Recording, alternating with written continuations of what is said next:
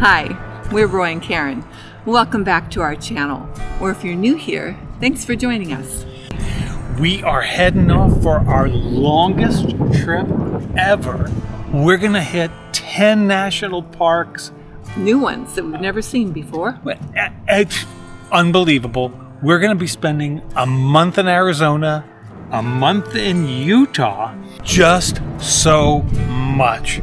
I can't wait for you to enjoy this with us and enjoy this adventure with us.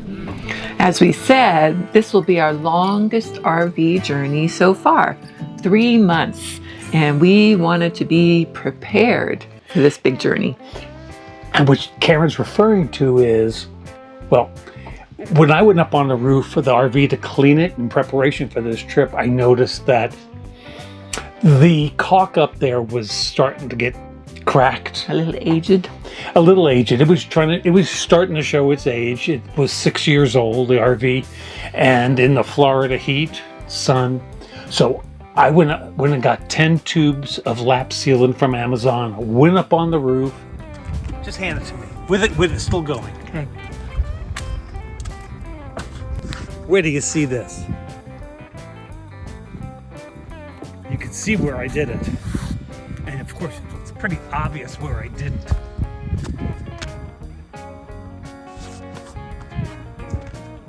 So we still have these to do. But look here, look at that. As you can see, 10 tubes wasn't enough. So we took a journey up to Ocala, 45 minutes away. They had the same matching sealant, and we finished the job. And now we're ship shape and ready to hit the road. Yay! No leaks. With this being our third major trip since we retired, there are certain things I've noticed that come up continually. The one that really stands out is the fact that we're always chomping at the bit to get on the road. We always seem to say, okay, how can we get out 2 days earlier? And this time we decided to go to Blue Springs, Florida State Park. Why? Because we had explored the possibility of seeing the synchronized fireflies that are in the Great Smoky Mountains for 2 weeks each year during their mating season. But we already had a trip planned this year, and I was so happy to find out we could see fireflies right now.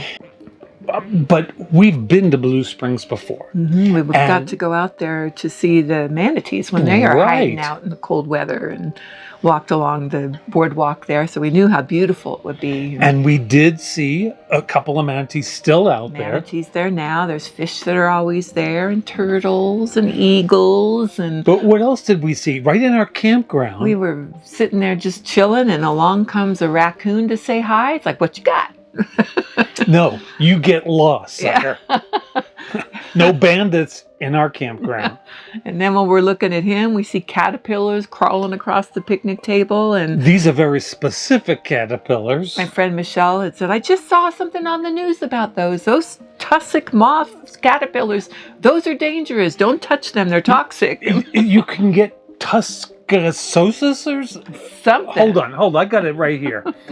I'm going to read it. Don't touch them with your bare hands.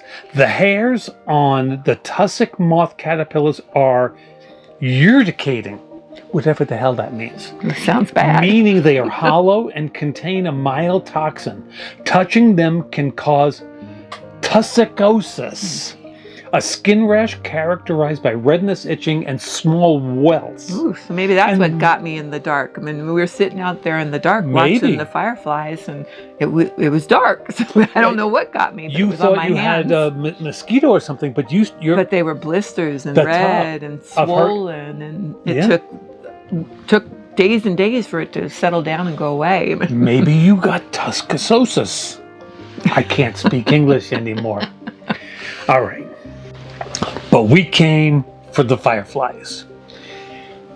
And I've been watching a bunch of videos to learn what's the best method for shooting fireflies. There's specialized techniques and camera settings and all that fun stuff.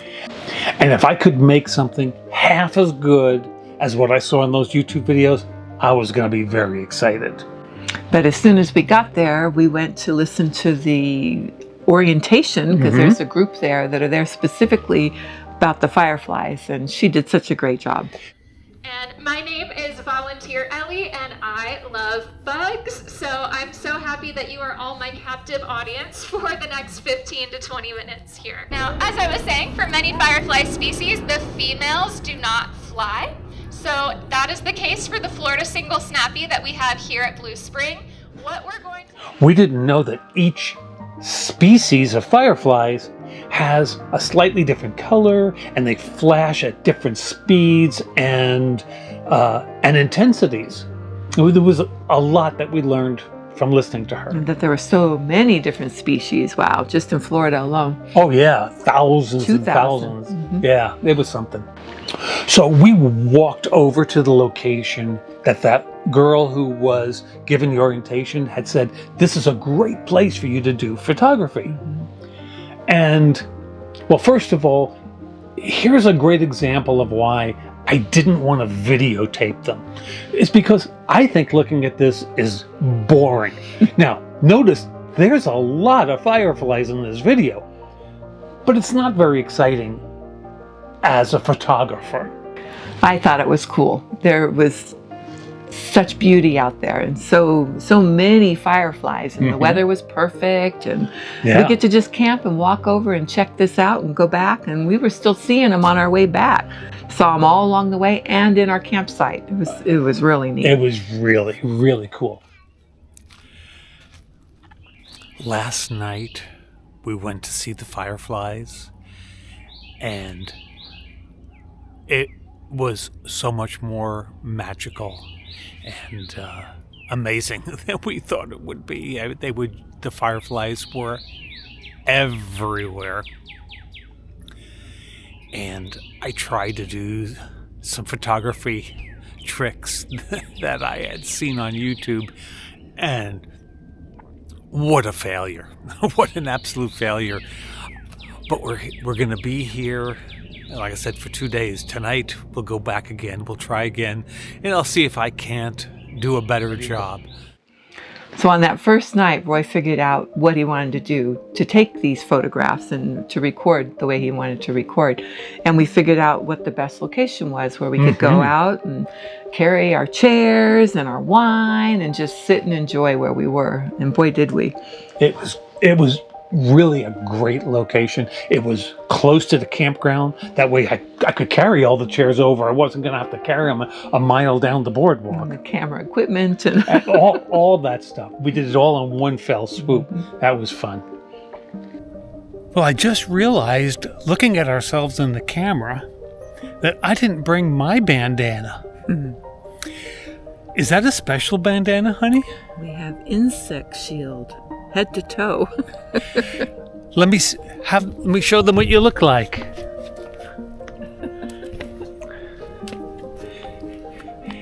And I have a matching outfit. You can just imagine how good that looks on me. The last time we wore this, we were in the Everglades. Again, these are insect shield. They're bug repellent clothes. And we're out here. Let me tell you what time it is.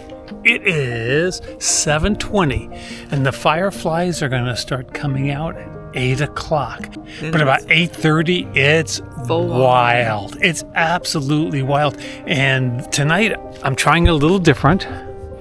I've got my zoom lens, and the fireflies are only 3 feet off the ground. They're very low to the ground. And so I'll be lowering that down, way down there, and shooting all the way back there. But I gotta tell you, when I got back to the RV, I was very excited to take all these photographs and put them into the editing software. I accomplished mission number 1.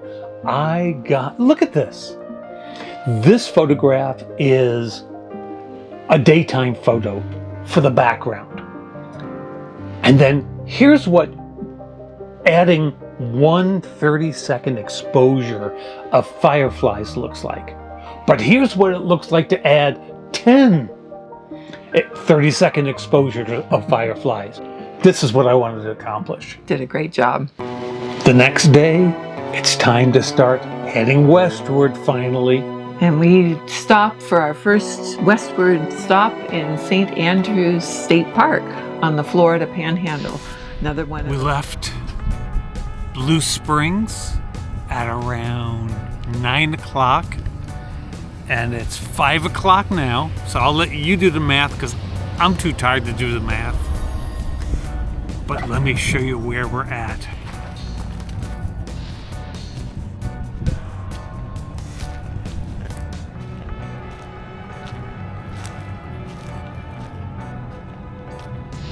We got our own little private beach again.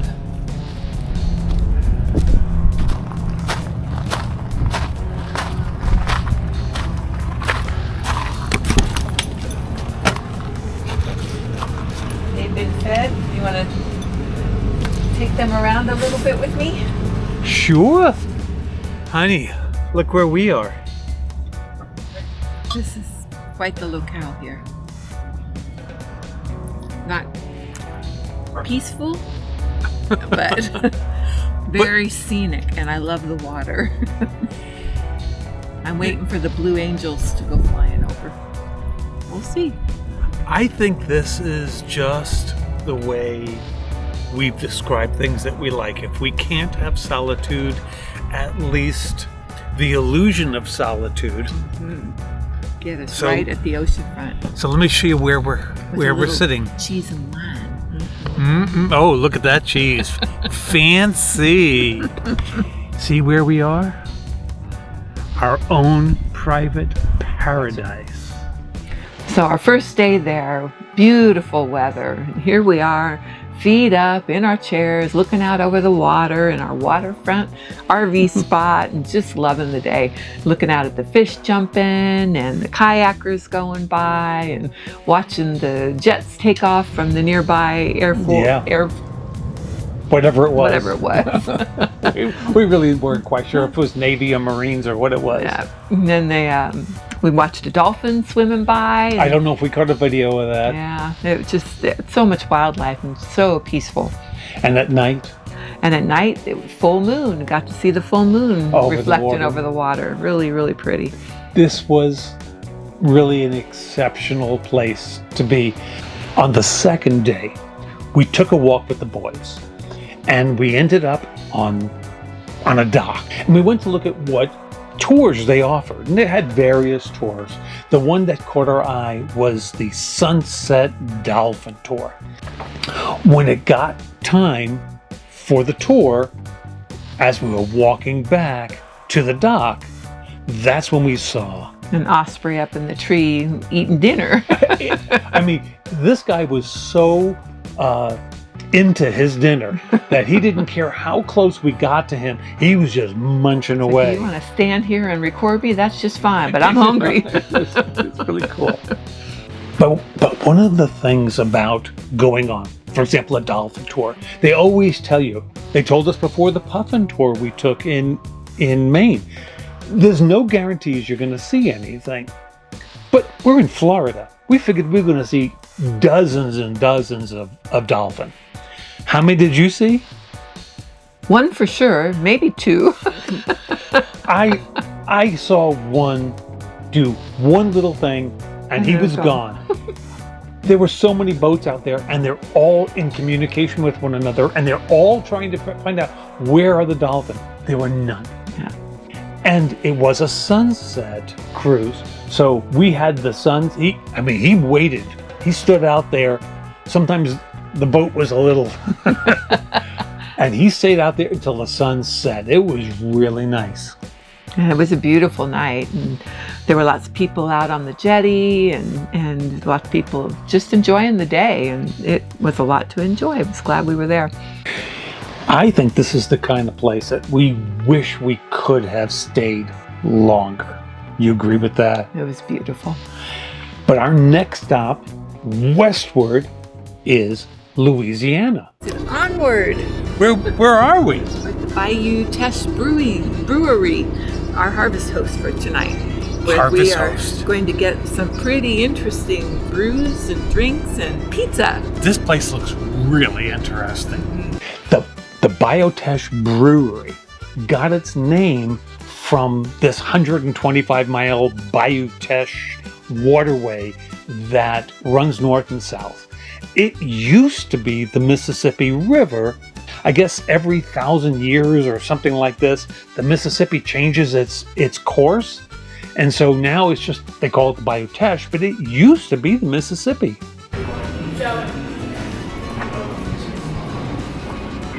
Okay, we did it. All right. So we're gonna get a Detroit style, half Detroit Fat City Okay. and half of the Bobby, you say it. Bobby Boucherie? Yeah.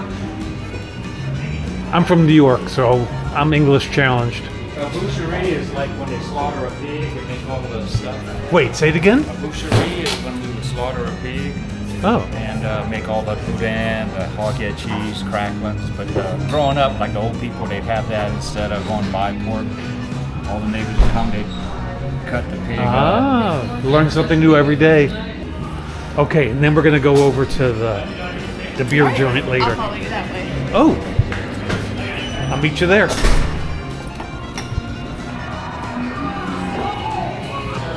So now she's gonna meet us over here in the beer joint, and we gotta figure out what we're gonna get.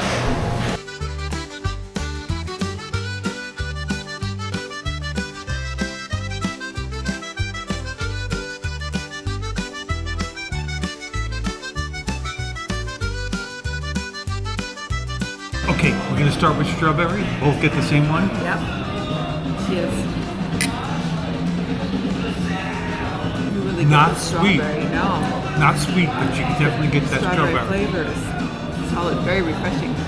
Okay, what's your next one? I have the LA 31 Swamp Thingy. Swamp Thing, and I've got the Schmooze. I don't remember what it was. Wow. This is the apple. It's so good. Here. You want to taste?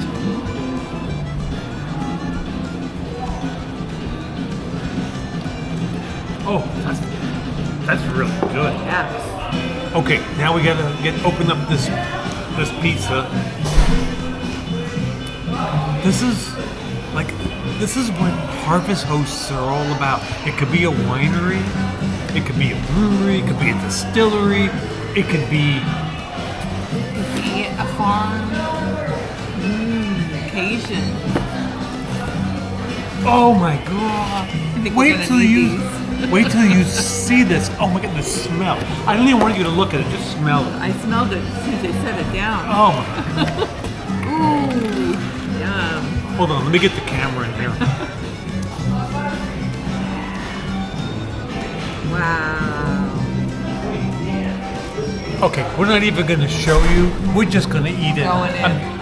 I'm turning this off. Well, I think that explains exactly what's so cool about Harvest Host. We had beers like we'd never had before, Totally different, totally unique and delicious. and we had a pizza like we've never had before, Totally unique, totally delicious. with habanero bacon jam. I mean, and crushed up boudin balls and just so delicious. And Cajun bouchier, whatever it was. whatever it was called. Delicious. So next morning, again, we're heading westward. That's what this is all about. And we're heading to Austin, Texas for the next 5 days to visit with our kids and our old friends. And we're staying at McKinney Falls State Park again. We love that place. It's a great location, And the kids came over to do a hike. which we love to do. And it was Easter, so we celebrated that this time at Shoreline Church, where we got to see some folks that we hadn't seen in a long time, and went out and had family time with the in-laws, and just really enjoyed our time there, spending it. It was good to get to Texas during a different holiday. Usually it's Christmas, so now doing it during Easter, that was good. But we've had at least 5 videos in the past where we showed you McKinney Falls State Park. We've showed you visiting with our kids. We've showed you visiting with our friends. We've showed you hiking in McKinney Falls State Park. So this is all you're getting. Time to head westward again? We're heading to a spot that's almost the edge of Texas. It's called Balmorhea. And then we're going to stay at Balmorhea State Park, which is an oasis in the desert. It's beautiful. I've been wanting to go there for a long time since we saw one of the local Texas boys talking about it. And we tried to go before, but didn't make it that trip. And we were glad to go this time. They were renovating it when we were in the area. Except that there was a group of people in the water because we were so looking forward to getting into these natural springs and cold springs. And these folks are like, oh, the fish are biting. Oh, I think I got bit by a turtle. And I'm like, I don't think I want to swim in there.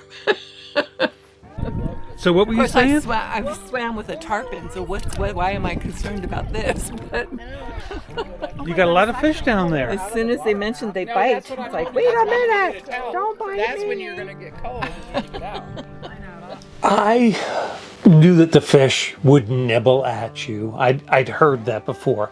But I had no idea there was snapping turtles in the water also. And again, I'm not sure I was really worried about that so much.